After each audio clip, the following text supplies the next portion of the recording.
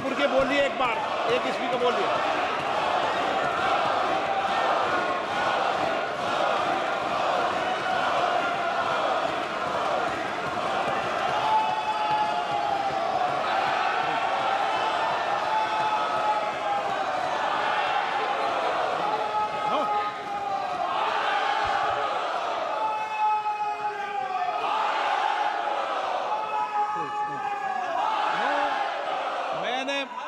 No no no no मैंने, एक minute please, no, ये तरीका ठीक नहीं है, प्लीज।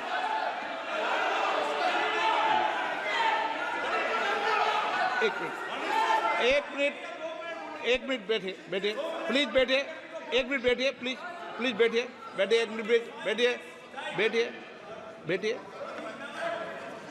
ऑनरेबल मेंबर्स, माननीय प्रधानमंत्री जी बोलेंगे। मणिपुर के मैंने एक माननीय सदस्य को पहले ही बोलने का मौका दे दिया था। सर, उनकी पार्टी से 9 मेंबर बोले हैं, बताइए इनको 9 मेंबर बुलाए आपने। आदरणीय सभापति जी,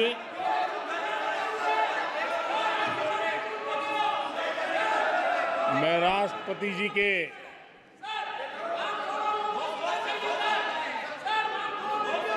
भाषण के प्रति आभार व्यक्त करने के लिए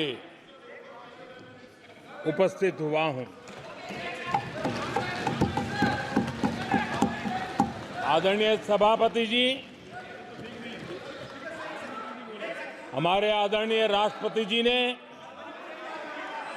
विकसित भारत के संकल्प को अपने प्रवचन में विस्तार दिया है। आदरणीय राष्ट्रपति महोदया ने अहम विषय उठाए हैं। आदरणीय राष्ट्रपति जी ने हम सबका और देश का मार्गदर्शन किया है। इसके लिए मैं राष्ट्रपति जी का हृदय से आभार व्यक्त करता हूं। आदरणीय सभापति जी, कल और आज कई माननीय सदस्यों ने राष्ट्रपति जी के अभिभाषण पर अपने विचार व्यक्त किए हैं। मैं विशेष करके जो पहली बार सांसद बनकर के हमारे बीच आए हैं और उनमें से कुछ आदरणीय साथियों ने अपने जो विचार व्यक्त किए, संसद के सभी नियमों का पालन करते हुए किए।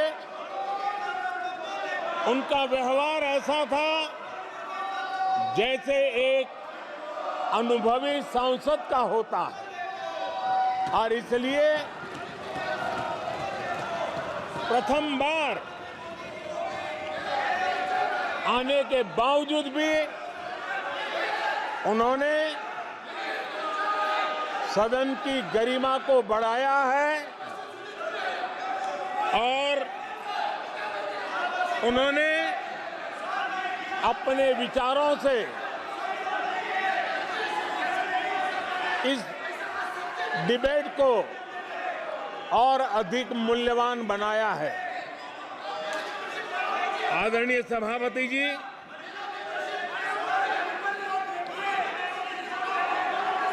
देश ने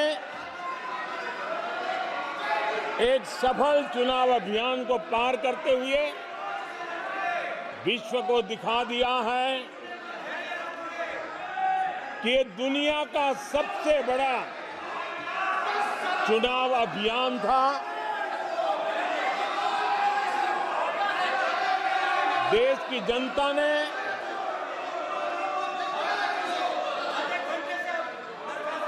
दुनिया के सबसे बड़े चुनाव अभियान में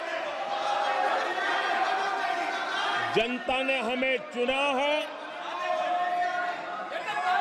और आदरणीय सभापति जी,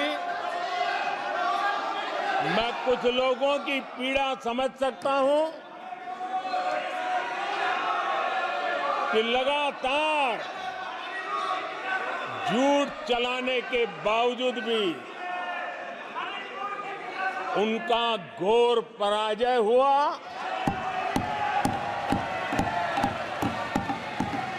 और लोकतंत्र के माननीय प्रतिपक्ष के नेता, ये शोभा नहीं देता आपको पर्याप्त समय पर्याप्त अवसर दिया है, ये शोभा नहीं देता। आप सदन में डायरेक्शन दो।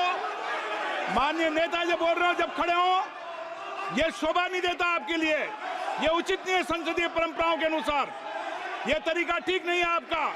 नो, ये गलत तरीका है आपका और ये तरीका इस तरीके से नहीं चलेगा बिल्कुल। नो, गलत तरीका है। नो, ऐसे संसद के अंदर गरिमा बना के रखें आप गरिमा को तोड़ना चाहते हैं।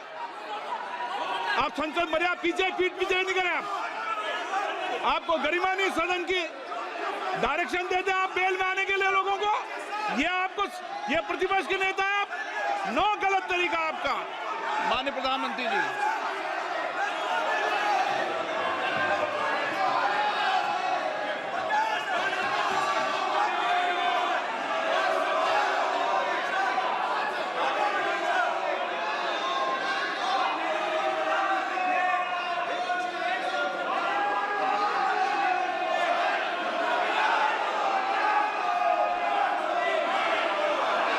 आदरणीय सभापति जी,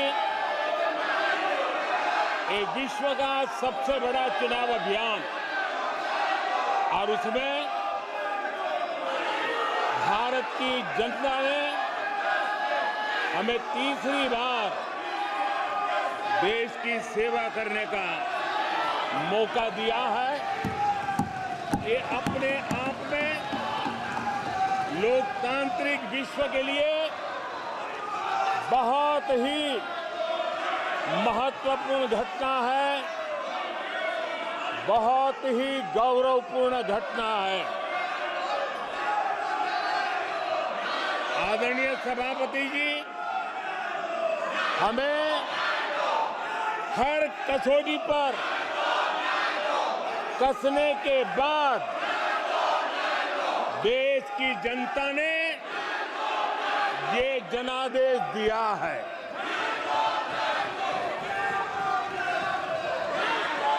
जनता ने हमारे 10 साल के ट्रैक रिकॉर्ड को देखा है।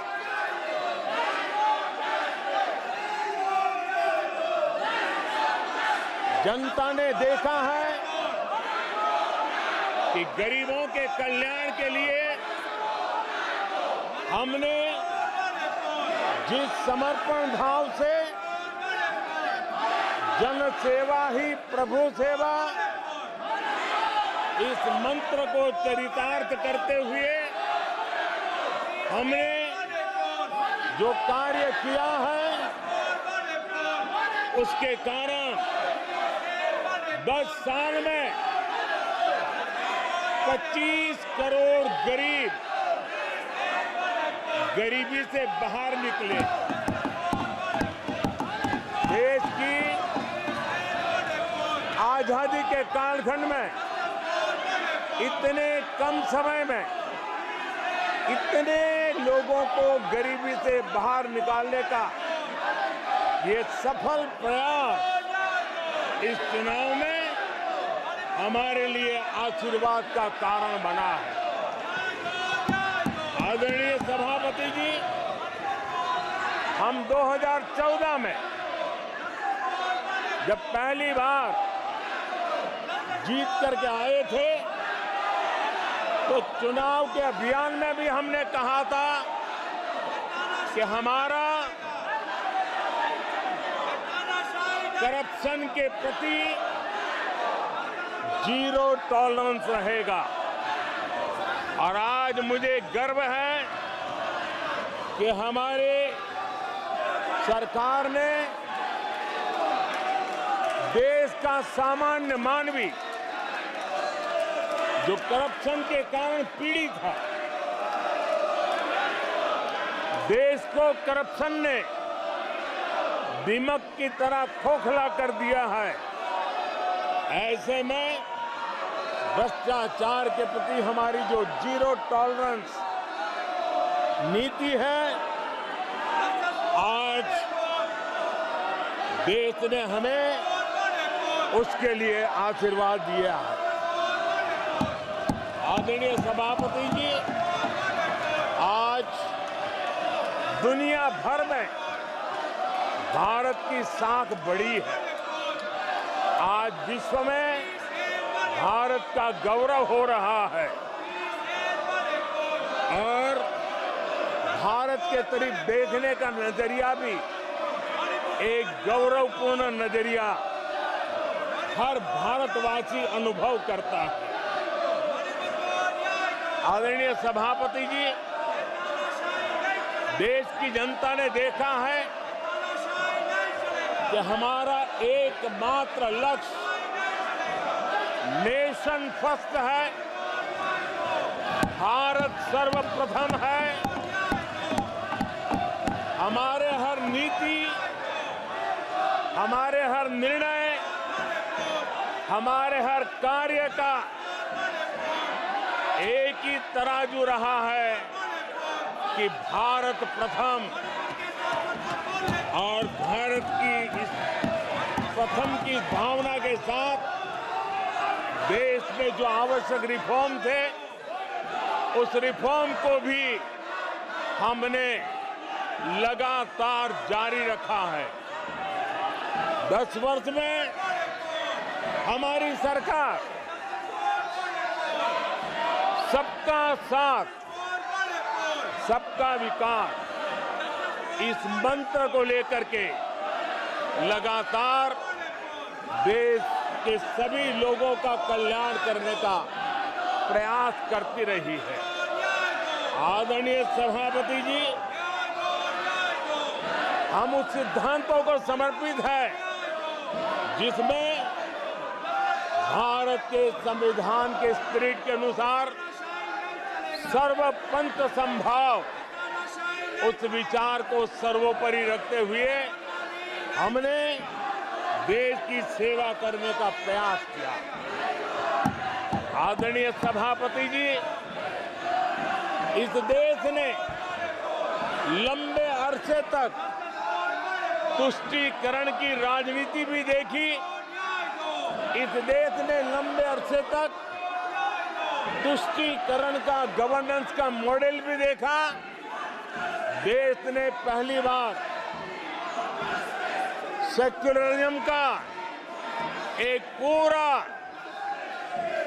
हमने जो प्रयास किया, और वो हमने तुष्टीकरण नहीं, संतुष्टीकरण और संतुष्टीकरण के विचार को लेकर के हम चले हैं। और जब हम संतुष्टीकरण की बात करते हैं तो इसका मतलब है कि हर योजना का सैचुरेशन, गवर्नेंस की आखिरी व्यक्ति तक पहुंचने की हमारी जो संकल्पना है, इसको परिपूर्ण करना। और जब हम सैचुरेशन के सिद्धांत को लेकर चलते हैं, तब सैचुरेशन सच्चे अर्थ में सामाजिक न्याय होता है। सैचुरेशन सच्चे अर्थ में सेक्युलरिज्म होता है। और उसी को देश की जनता ने हमें तीसरी बार बिठा करके मोहर लगा दी है। आदरणीय सभापति जी, अपीजमेंट ने इस देश को तबाह करके रखा है और इसलिए हमने justice to all appeasement to none, इस सिद्धांत को लेकर के हम चले हैं। आदरणीय सभापति जी, 10 साल के हमारे कार्य को देखने परखने के बाद भारत की जनता ने हमारा समर्थन किया है। आदरणीय सभापति जी, हमें फिर एक बार 140 करोड़ देशवासियों की सेवा करने का मौका मिला है।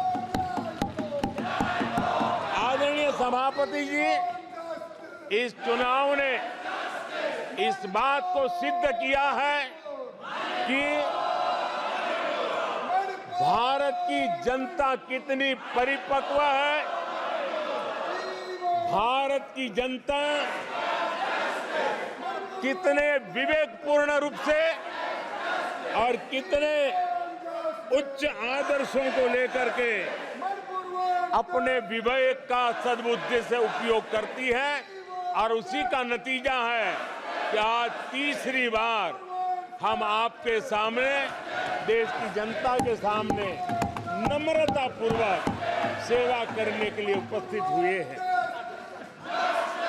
आदरणीय सभापति जी, देश की जनता ने हमारी नीतियों को देखा है, हमारी नियत, हमारी निष्ठा, उस पर देश की जनता ने भरोसा किया है। आदरणीय सभापति जी, इस चुनाव में हम जनता के बीच एक बड़े संकल्प के साथ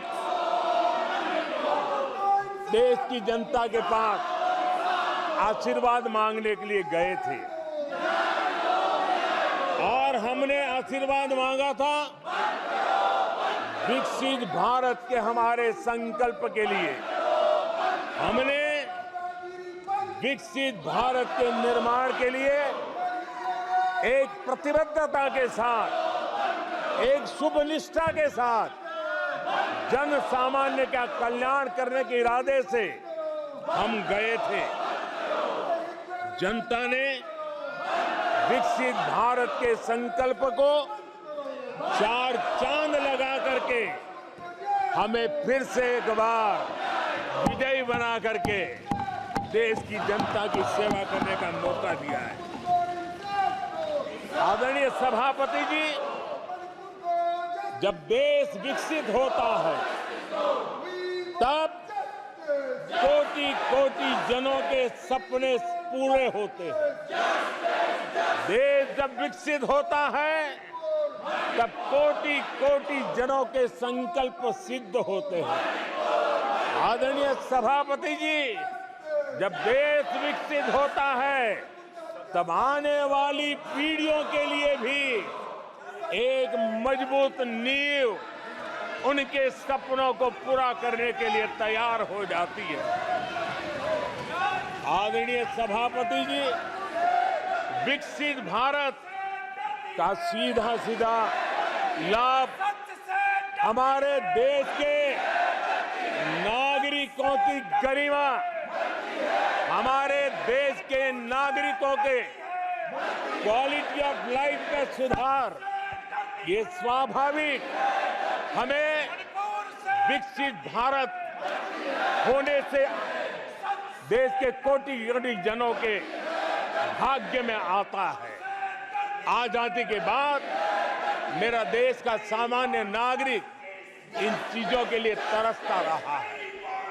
आदरणीय सभापति जी, जब विकसित भारत होता है तब हमारे गांव की स्थिति, हमारे शहरों की स्थिति, उसमें भी बहुत बड़ा सुधार होता है। गांव के जीवन में गौरव भी होता है, गरिमा भी होती है और विकास के नए नए अवसर भी होते हैं। हमारे शहरों का विकास भी एक अवसर के रूप में विकसित भारत में उभरता है तब दुनिया की विकास यात्रा में भारत के शहर भी बराबरी करेंगे, ये हमारा सपना है। आदरणीय सभापति जी, विकसित भारत का मतलब होता है कोटि कोटि नागरिकों को कोटि कोटि अवसर उपलब्ध होते हैं, अनेक अनेक अवसर उपलब्ध होते हैं और वो अपने कौशल्य, अपनी क्षमता और संसाधनों के अनुसार विकास की नई सीमाओं को प्राप्त कर सकता है। आदरणीय सभापति जी,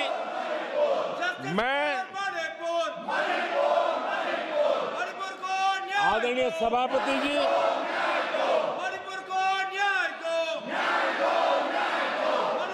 आदरणीय सभापति जी, मैं आज आपके माध्यम से देशवासियों को विश्वास दिलाता हूं, मैं देशवासियों को विश्वास दिलाता हूं कि विकसित भारत के जिस संकल्प को लेकर के हम चले हैं, उस संकल्प की पूर्ति के लिए हम भरसक प्रयास करेंगे, पूरी निष्ठा से करेंगे, पूरी ईमानदारी से करेंगे और हमारा समय का पल पल और हमारे शरीर का कण कण हम देशवासियों को विकसित भारत के सपने को पूरा करने के लगाएंगे। हमने देश की जनता को कहा था 24/7 फॉर 2047। आज मैं इस सदन में ही दोहराता हूं कि हम उस काम को अवश्य पूरा करेंगे। आदरणीय सभापति जी, 2014 के उन दिनों को याद कीजिए। उन 2014 के उन दिनों को याद करेंगे तो हमारे ध्यान में आएगा कि हमारे देश के लोगों ने उनका आत्मविश्वास खो चुका था, देश निराशा की गर्त में डूब चुका था। ऐसे समय 2014 के पहले देश ने जो सबसे बड़ा नुकसान भुगता था, जो सबसे बड़ी अमानत खोई थी, वो था देशवासियों का आत्मविश्वास। और जब विश्वास और आत्मविश्वास खो जाता है, तब उस व्यक्ति को, उस समाज को, देश को खड़ा होना मुश्किल हो जाता है। और उस समय सामान्य मानवी के मुंह से यही निकलता था कि वो इस देश का कुछ हो नहीं सकता। उस समय हर जगह पे ये 7 शब्द सुनाई देते थे, इस देश का कुछ नहीं हो सकता। यही शब्द 2014 के पहले सुनाई देते थे। भारतीयों की हताशा के इन 7 शब्द एक प्रकार से पहचान बन गए थे। उस समय आए दिन अखबार खोलते थे तो घोटालों की खबरें ही पढ़ने को मिलती थी और सैकड़ों करोड़ के घोटाले, रोज नए घोटाले, घोटालों से स्पर्धा, ये घोटालेबाज लोगों के घोटाले, इसी का एक कालखंड था।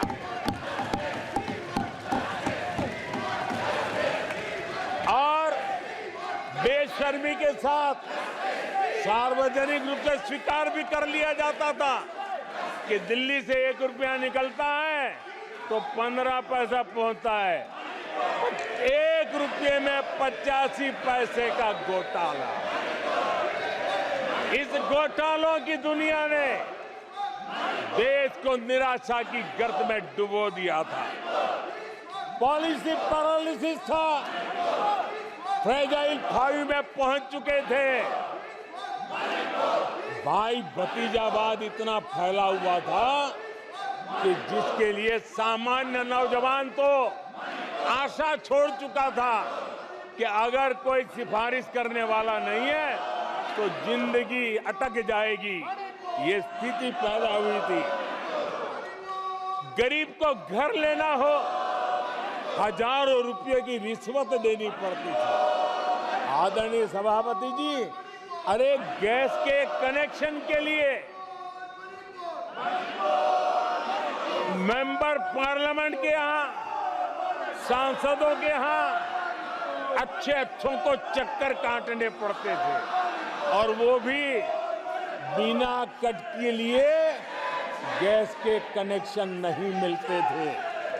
आदरणीय सभापति जी, मुफ्त राशन भी पता नहीं कब बाजार में दुकान पर बोर्ड लटक जाए, हक का राशन नहीं मिलता था, उसके लिए भी रिश्वत देनी पड़ती थी। और हमारे ज्यादातर भारतीय भाई बहन इतने निराश हो चुके थे कि वो अपने भाग्य को दोष दे करके, अपने नसीब को दोष दे करके जिंदगी काटने के लिए मजबूर हो जाते थे। आदरणीय सभापति जी,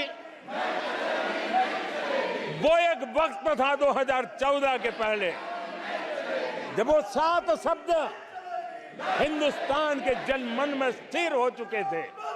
निराशा की गर्त में डूबा हुआ समाज था। तब देश की जनता ने हमें सेवा करने के लिए चुना, और वो पल देश के परिवर्तित युग का प्रारंभ हो चुका था।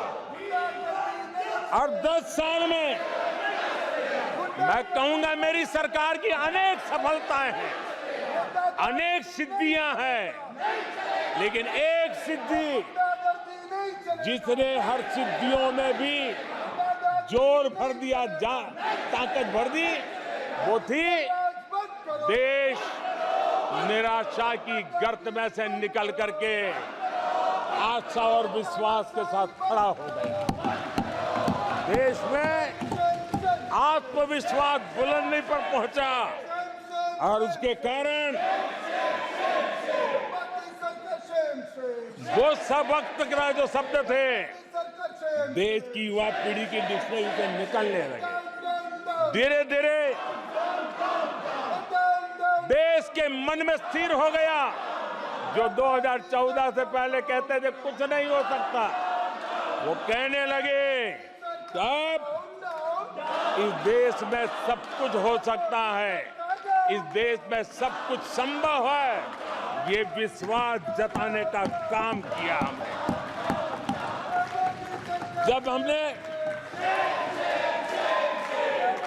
सबसे पहले तेज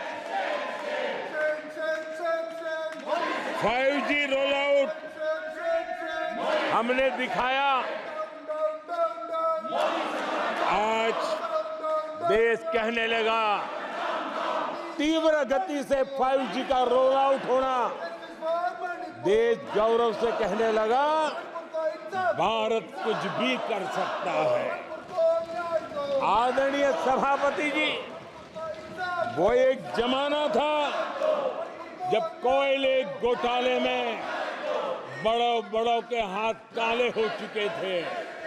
आज कोयले का सर्वाधिक उत्पाद, सर्वाधिक प्रोडक्शन, आज कोल प्रोडक्शन के विक्रम हुए हैं, और इसी के कारण देश अब कहने लगा है अब भारत कुछ भी कर सकता है। आदरणीय सभापति जी, वो एक समय था 2014 के पहले जब फोन बैंकिंग करके बड़े बड़े बैंक घोटाले किए जा रहे थे। अपनी पर्सनल प्रॉपर्टी की तरह बैंक का खजाना लूट लिया गया था।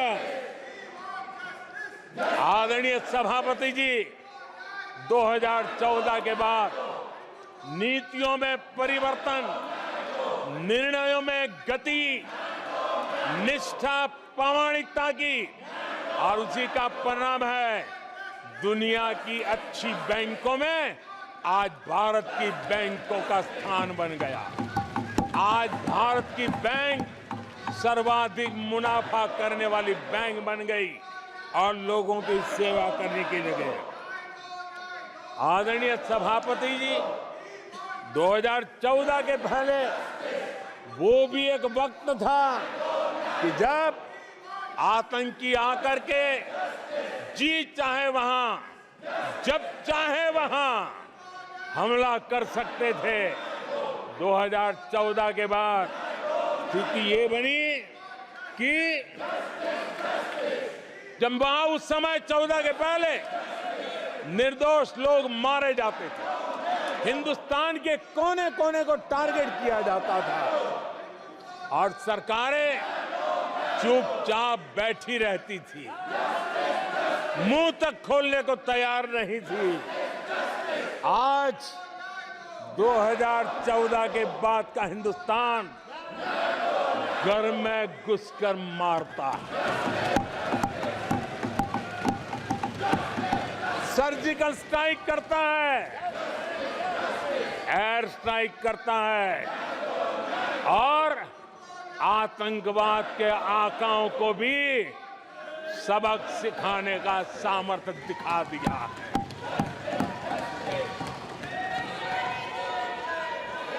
आज आदरणीय सभापति जी,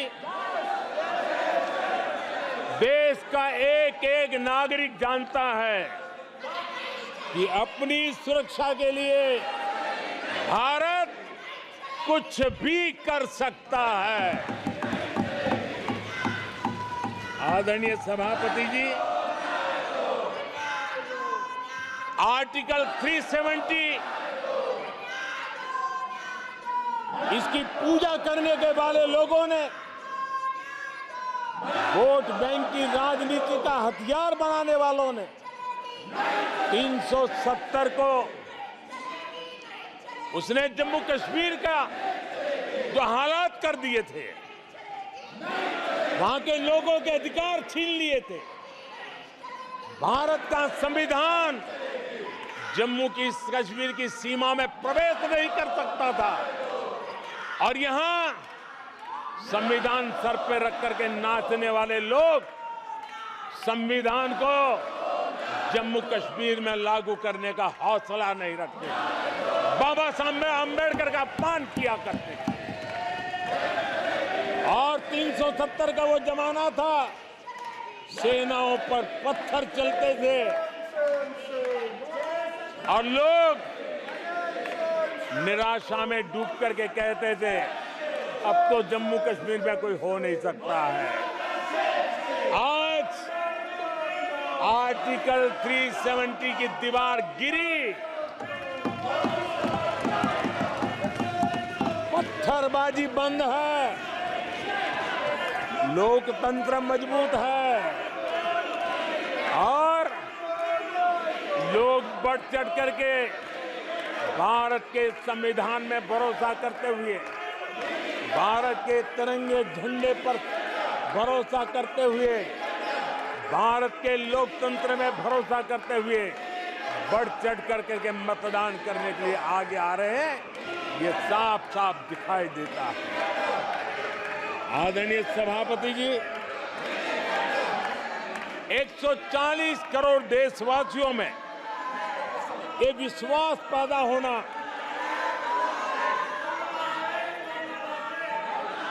ये उम्मीद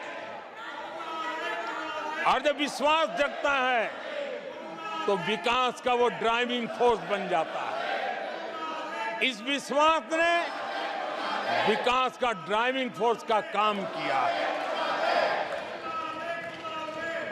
आदरणीय सभापति जी, ये विश्वास विकसित भारत संकल्प से सिद्धि का विश्वास है। आदरणीय सभापति जी,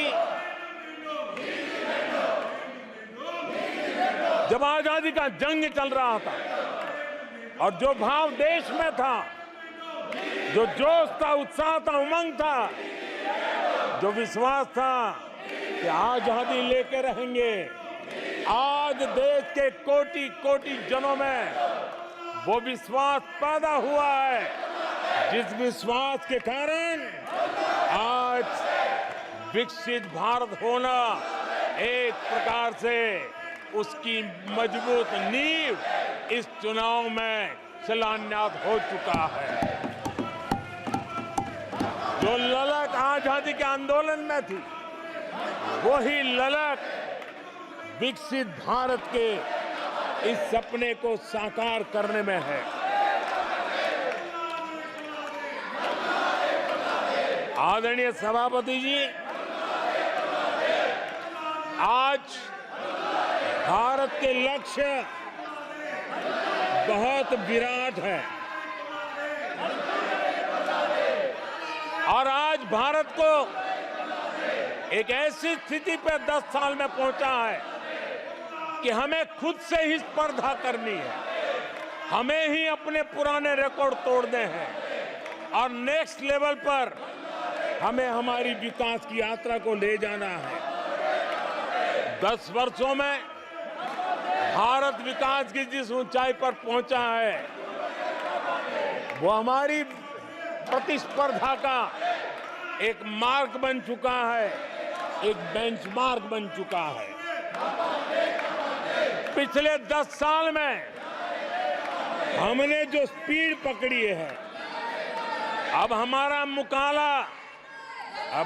मुकाबला उसी स्पीड को और ज्यादा स्पीड में ले जाने का है और मेरा विश्वास है देश की इच्छा को हम उसी गति से पूरा करेंगे। आदरणीय सभापति जी, हम हर सफलता को, हर सेक्टर को नेक्स्ट लेवल तक ले जाएंगे। आदरणीय सभापति जी, 10 सालों में भारत की इकोनॉमी को 10 साल के अल्पकाल में हम 10 नंबर से इकोनॉमी को 5 नंबर पे ले गए हैं। अब हम नेक्स्ट लेवल पर जाने के लिए जिस गति से निकले हैं, अब हम देश की इकोनॉमी को नंबर 3 पर ले जाएंगे। आदरणीय सभापति जी, 10 सालों में हमने भारत को मोबाइल फोन का बड़ा मैन्युफैक्चरर बना दिया, भारत को मोबाइल फोन का बड़ा एक्सपोर्टर बना दिया। अब यही काम इस हमारे टेन्योर में सेमीकंडक्टर और अन्य सेक्टर्स में हम करने जा रहे हैं। दुनिया के महत्वपूर्ण कामों में जो चिप्स काम में आएगी, वो चिप्स मेरे भारत की मिट्टी में तैयार हुई होगी, मेरे भारत के नौजवानों की बुद्धि का परिणाम होगा, मेरे भारत के नौजवानों के परिश्रम का परिणाम होगा। ये विश्वास हमारे भीतर है। आदरणीय सभापति जी, हम आधुनिक भारत की तरफ भी जाएंगे, हम विकास की नई ऊंचाइयों को, लेकिन हमारी जड़ें जमीन से जुड़ी रहेगी, हमारे पैर देश के जन सामान्य की जिंदगी से जुड़े रहेंगे और हम 4 करोड़ गरीबों के घर बना चुके हैं।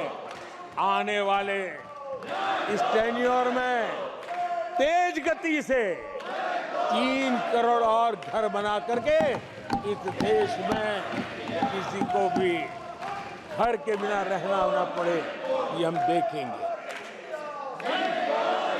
आदरणीय सभापति जी, 10 साल में विमेन सेल्फ हेल्प ग्रुप में हमने देश की कोटि कोटि बहनों को एंटरप्रेन्योर के क्षेत्र में एक बहुत सफलतापूर्वक हमने आगे बढ़े हैं। अब हमने उसको नेक्स्ट लेवल पे ले जाने वाले हैं। अब हमारे विमेन सेल्फ हेल्प ग्रुप में जो बहनें काम कर रही हैं, उनकी आर्थिक गतिविधि इतनी बढ़ाना चाहते हैं, उसका इतना विस्तार करना चाहते हैं कि हम बहुत कम समय में 3 करोड़ ऐसी बहनों को लखपति दीदी बनाने का संकल्प लेकर के चलने वाले हैं।